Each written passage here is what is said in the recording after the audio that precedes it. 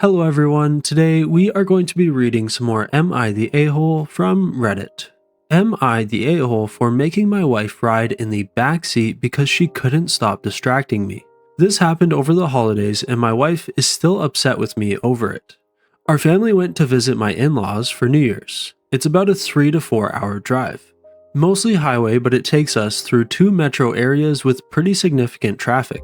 My wife, 37 female, gets nervous about driving in traffic, so I always drive when we visit her family. She also tends to get carsick on longer drives and needs to sit in the front seat to help ease it. She has tried taking Dramamine in the past, but she's had an allergic reaction to it, so she doesn't take it anymore.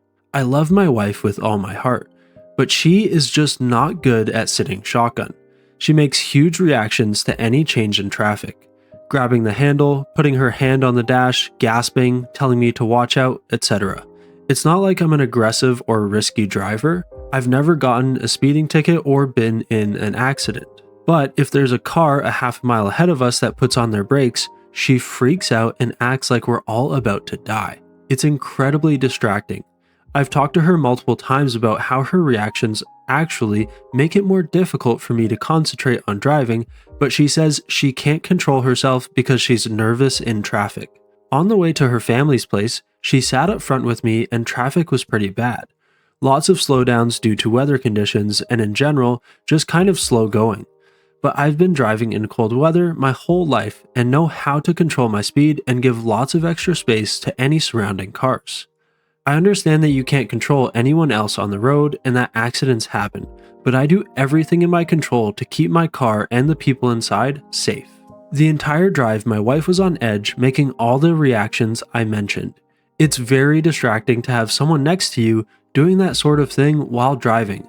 I mentioned this to my wife numerous times on the drive, and she always deflected blame at me for the way I was driving. When we were getting ready to head home, I told my wife she needs to sit in the back and our 14-year-old son will sit up front with me. I told her it's either that or she drives us home. She got upset with me and started giving excuses about her car sickness. I told her to take some NyQuil or something else to help her sleep, but she refused and told me I'm being a jerk. I told her that she can drive then, and she refused that too. Eventually, she reluctantly got into the back seat with our 11-year-old daughter. The ride home was much easier traffic-wise, and my wife sat pretty much silent in the back seat the entire time, pouting. When we got home, she told me that she felt ill the entire drive but didn't say anything because she didn't want to make a big deal about anything. She told me I humiliated her by making her sit in the back seat and that I should be more considerate of her feelings. Okay, I can agree that these type of reactions are not only distracting, but as a driver, it actually stresses you out. If I'm driving regularly and someone is braking half a mile in front of me and the person in the passenger seat starts gasping, I'm going to be looking around worried like there's something that I didn't see that they did, and it's just going to stress me out the whole time I'm driving. I would say you're not the a-hole here because you've asked her multiple times and instead of actually trying, she keeps deflecting the blame, blaming it on you or just saying she can't control it. It seems like this is a situation where there's no way to make her happy, and the only way that she is happy is by continuously distracting you. There has to be some give and take, some compromise in this situation, and it seems like she's not willing to compromise at all. The top comment says, "Your feelings matter, but you proved on the way home you can control your actions, which is what I'm asking you to do. My request is not about feelings, but actions which make us unsafe." Another comment says, "Not the a-hole, her reaction can very easily cause the accidents she's so scared about, and that's worlds worse than a little humiliation. Her ego has to take the back seat in this. This is literally about keeping yourself and your kids alive and well." And I know there may not be a pun intended, but her ego has to take the back seat? Come on, that's pretty funny. So Reddit is pretty much in agreement. All the comments say he is not the a-hole and that the wife either needs to find a way to control these outbursts or she needs to sit in the back seat. Alright, let's get on to the next story. Am I the a-hole for excluding my brother from a fun event because his wife talks too much? I, 29 female, am having a game night and would love for my brother, 33 male, to attend, but do not enjoy the company of his wife, 30 female. Not because she's a bad person, but because she has no ability to control herself in a social setting. She not only dominates any conversation and is very loud, only appears to have one volume, she also rarely asks anyone about themselves without immediately jumping on what they've said to make it about her. Unfortunately, due to her behavior, I have to exclude my brother from this event and likely future events because there's no way that he would show up without her, which is fair. My brother has been married for a year. This is not new behavior from her, and I have discussed this with him. He says he knows that it is annoying and disruptive and that he has talked to her about it, but nothing seems to change. This happens at dinners, family gatherings, etc. I have to specifically seek him out alone if I want to talk to him at all. If they are together, she cannot stop talking for both of them, and he can't get a word in. I understand it's probably an anxiety thing, and she claims to be going to a therapist for the past couple of years, but I just don't know if there's anything more I can do without being rude. Here is where I may be the a-hole. I'm inviting some cousins and some of my close friends to game night that live much further than my brother and his wife, as they live in my city. I have not told them, but I'm concerned about them finding out and being hurt, but I'd like the chance for everyone to participate in a conversation.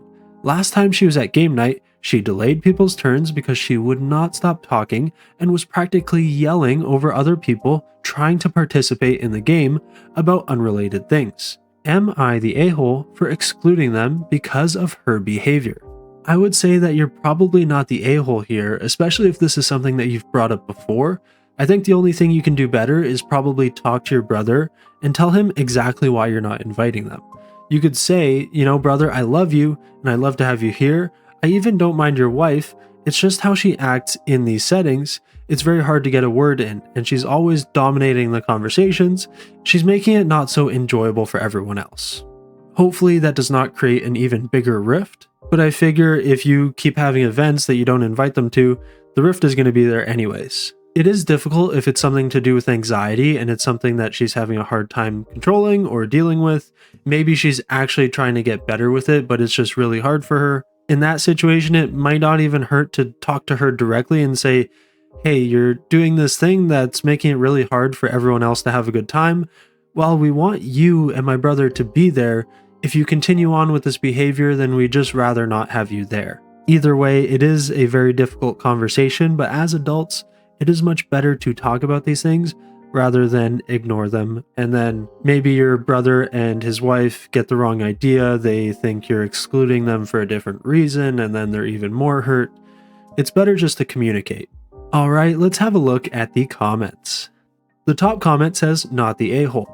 I think you need to tell your brother that you're entering a new phase here. It's good that you've tried to talk to him about it. Now it's a matter of, listen, she hasn't changed. It's gotten to the point that it's affecting all of our enjoyment at the events, and I want to work with you here, but something has to change.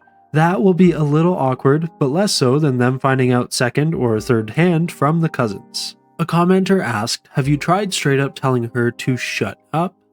OP said, no, but my brother has in front of me and his old coworker once. It was actually kind of jarring, but both of us were completely unfazed.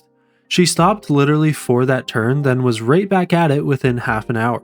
OP responded to another comment at one point saying, she's not a bad person, she has a good job, doesn't cheat or steal, aka the bare minimum, but is just very, very annoying. And this is what I'm saying, when you talk to your brother and his wife, you could say she's not a bad person, it's just this one thing that is a little bit hard to deal with. If you want to salvage the relationship and actually have a constructive conversation, you kind of have to compliment sandwich this. You don't want her to feel like you hate her or anybody else hates her. You really just have to get to the point of this one thing is kind of just a really big deal breaker, and we would really like it if you try to work on it. Almost all the comments are in agreement that this person is not the a-hole. There is one or two that does say they are for not communicating with the brother, but I would say that they're not the a-hole, and there should be communication, but that could still happen before the event happens or even afterwards.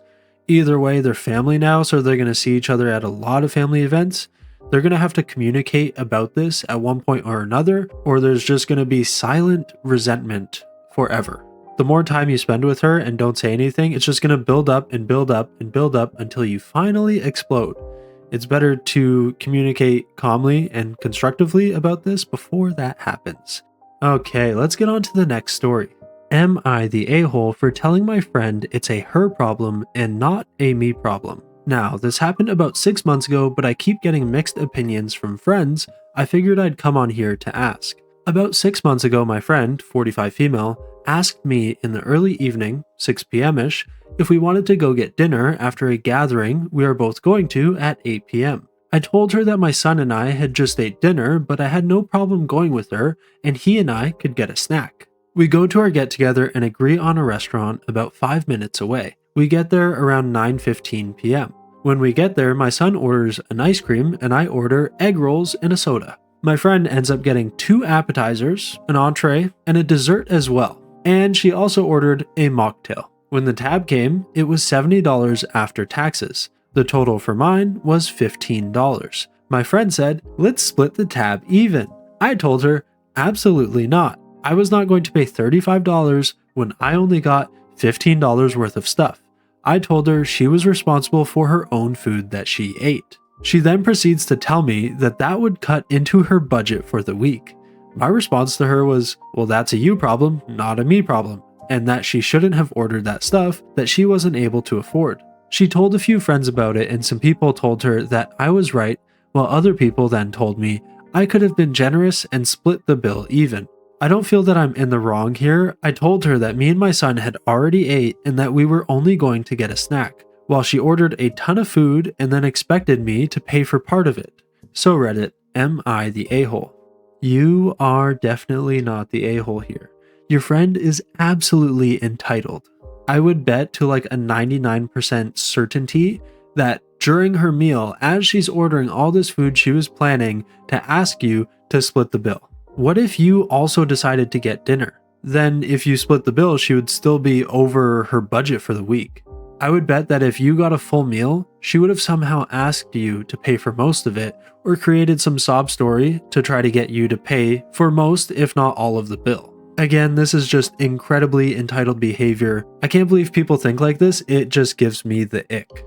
The top comment says, so anyone who is self-entitled is going to say that you are the a-hole. Anyone with common sense is going to say, no, you're not. Another comment says, not the a-hole. She knew what she was doing. That was 100% intentional. I'd rethink this friendship. Okay, let's get on to the next story. Am I the a-hole for not wanting to provide a whole Christmas for my sister's kids? I, 37 female, have 2 children, 5 male and 7 female. Their Christmas gifts are already bought and paid for, and their Christmas is settled. My sister, 35 female, has 2 kids of her own, 2 male and 4 male. My sister's husband died in September, and the grief has absolutely destroyed her. It has prevented her from celebrating holidays with her kids. I have been very supportive and have been there for her and her children. I took her kids out trick-or-treating with mine when she was going through a very big wave of grief and felt unable to.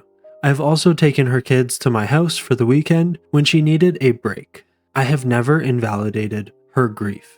We know Christmas this year is going to be extremely tough for her and her kids. My whole family and I made sure her kids had plenty of gifts because my sister felt like she wasn't able to go Christmas shopping without breaking down. I'm in a bit of a tough spot as I recently got into a minor car accident. Nobody was hurt, thankfully, and needed to pay to fix damages while my husband and I both work paycheck to paycheck. Recently, my sister called me and told me she didn't feel like her kids had enough gifts. I told her that I'm sorry if she doesn't think it's enough, that I tried and I don't really have enough spending money since all of the money I'm making is going towards fixing our car and groceries and other necessities. I let her know that she can always order some more gifts online and have them come after Christmas if it's too hard to go shopping in person. But she was adamant she wanted them to open everything on Christmas. I got a bit upset at this because I really tried everything with the situation I'm in.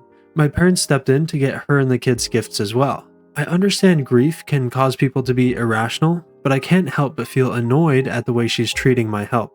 So, am I the a-hole?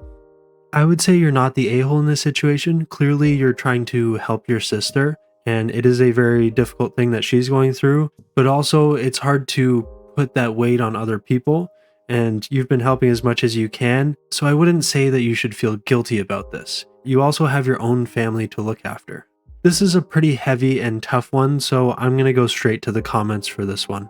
The top comment says, if it's not finances that are stopping her from buying her kids gifts, but the fact that she can't emotionally handle it, then why not just ask her for her credit card and do the shopping for her? The OP responded and said, oh, that's actually a very simple solution. I don't know why I didn't think of that. Another comment said, not the a-hole, her children are 2 and 4, they aren't going to remember this Christmas. Where are the grandmas in this situation? They're usually the ones who make the magic for the kids. Is your sister playing the whole team to do all the heavy lifting with the children? I can understand saying that the kids may not remember this Christmas, but as the first Christmas without her husband, she definitely wants to see her kids happy, and Christmas is that time for kids where they have the joy and excitement, and I'm sure she wants to be able to see her kids opening up Christmas gifts and just being happy in general. She may think that's going to make her happy. So I understand where you're coming from. The OP also responded to this, so let's have a look at that. OP said they've been the ones decorating cookies with the kids and setting up the Christmas tree. They've also got them gifts. Edit to clarify, our side of the family is doing it all. Her husband's side of the family hasn't spoken to her since he passed. And that is very sad and unfortunate.